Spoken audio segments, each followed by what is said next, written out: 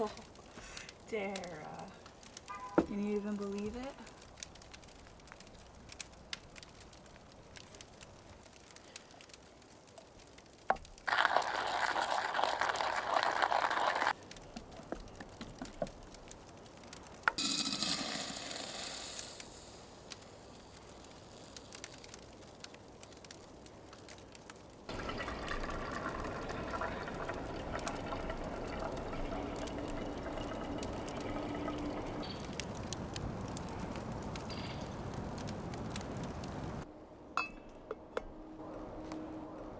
So I'm sure you guys are wondering, aren't you supposed to be building out your camper? Yes, I am. But yesterday I saw some last minute reservations open up in the valley. I'm in Yosemite right now. And that's something that's super rare, especially for this in-between time of year when there's snow on the ground, but all the peaks around us that are in the sun all day are free and clear. And it is just the most beautiful, crisp time of year, in my opinion. Seeing as I'm only 3.5 hours away, it just felt silly not to take advantage of this. And so I figured I would take a short intermission in what's been a fun and already eventful build series and come back out here and enjoy nature again. Because I'm not gonna lie, I've been missing it, and I think Terra has too. In the spirit of slowing down, I figured it would be fun today to try something that I haven't done before, and that's cook all of my meals over the fire, which means I'm going to be at camp for a lot of the day, especially this morning, because I'm going to try to bake some bread, which is what I'm getting this fire ready for right now. I'm going to put this bread together and set it out in the sun so it can rise a little bit, and then I'll throw it on the coals, and hopefully by mid-morning I will have some really toasty camp bread. If it turns out. I've never made bread before, so we'll see how it goes.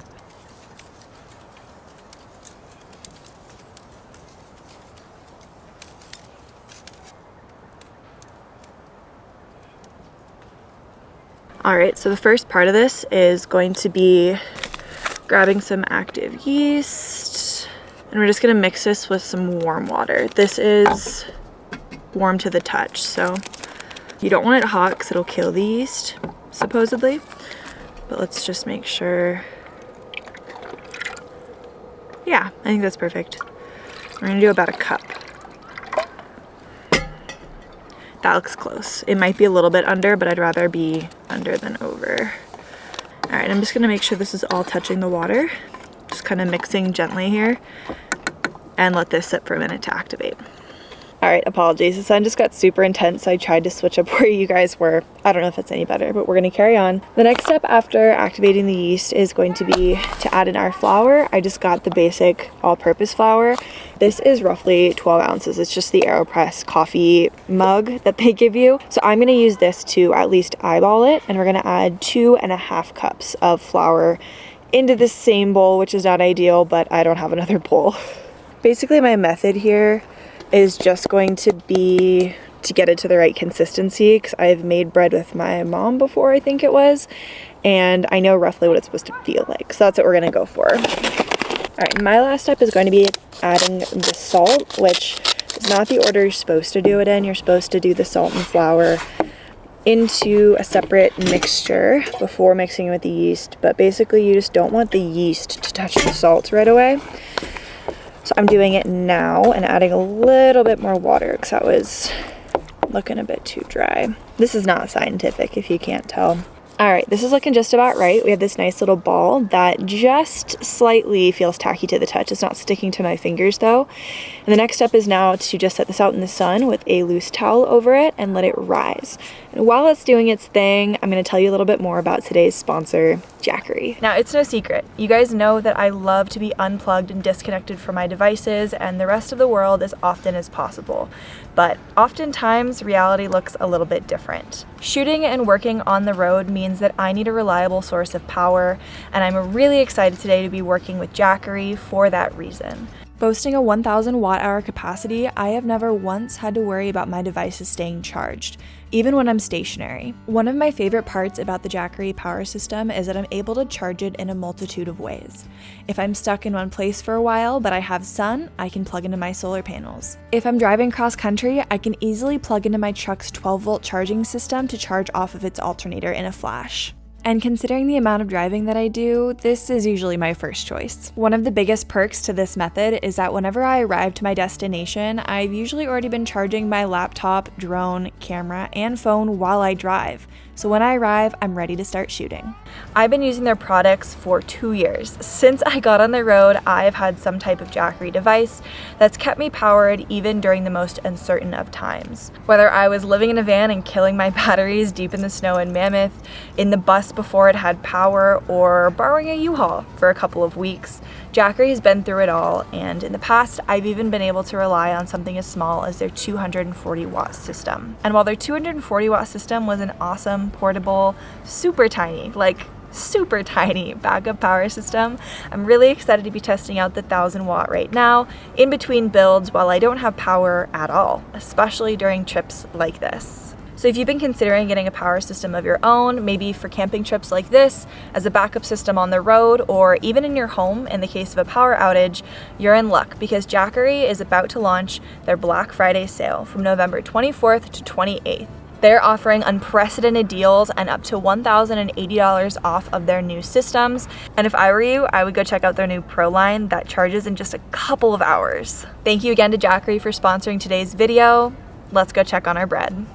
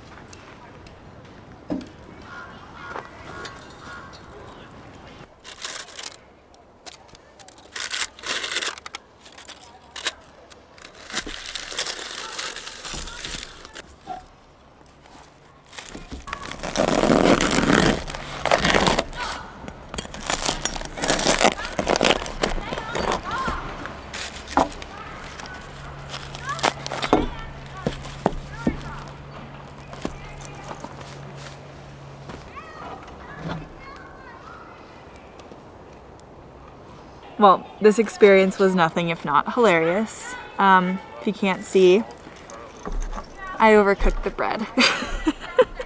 Just a little bit.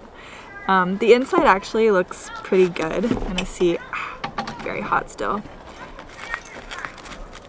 It's a little bit gummy, so I'm wondering, whew, that is so hot, if it tastes any good. So what we've learned, low and slow. The fire should have just been coals. It was way too hot, so I burnt the outside and then undercooked the inside. We tried. Unfortunately, I don't think this is edible, but maybe I'll make some tomorrow morning and try again. But this looks like a skill that I'm gonna have to refine over time. Is what it is. It's almost noon right now, and so I think I'm gonna go head out and take a look around the valley. I've been here a lot before, but it's always beautiful. This place is absolutely spectacular. So I'm going to grab Terra, we're gonna hop in the car and show you guys around.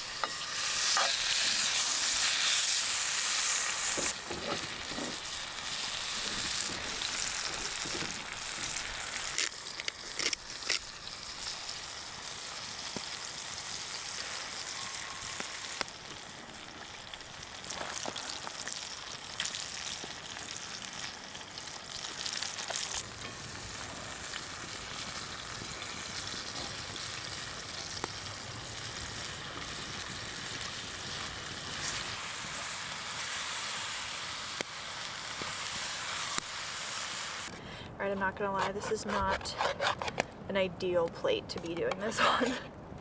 First bite.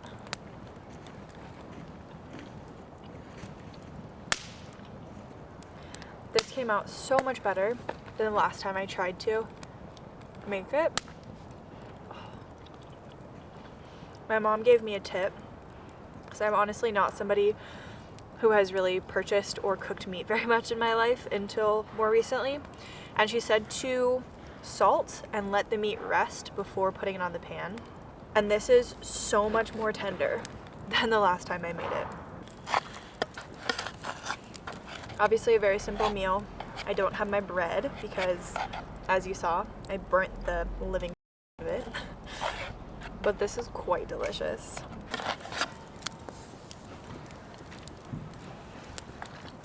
Well, night has officially fallen here in the valley, and here I was thinking I started dinner too early. Tomorrow we'll be hitting the road and heading back to Central California to finish the build, which I know is what you're all here for, but I hope that in the meantime you enjoyed this little winter excursion of ours, getting back out into nature and back to our roots. I know this video is a little bit different, and I'd love your feedback on what you guys thought. Do you like this kind of content? Would you prefer more of the talking, elaboration, DIY style content? I really love making a mix of everything, but this was pretty enjoyable to make. So if you guys liked it, I would love to know down in the comments. As always, thank you guys so much for being here. I hope you had a wonderful week so far, and look forward to seeing you guys all on Sunday. Bye.